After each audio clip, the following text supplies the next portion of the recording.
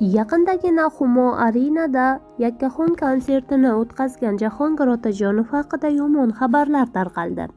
Assalomu alaykum aziz tomoshabin.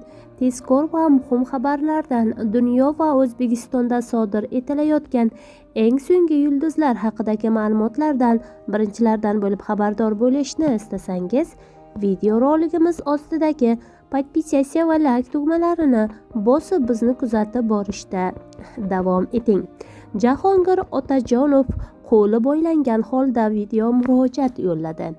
Konsertdan keyin ko'z tegdi shekilli, burnim, yuzlarim bir ahvolda, qo'limni chiqarib oldim.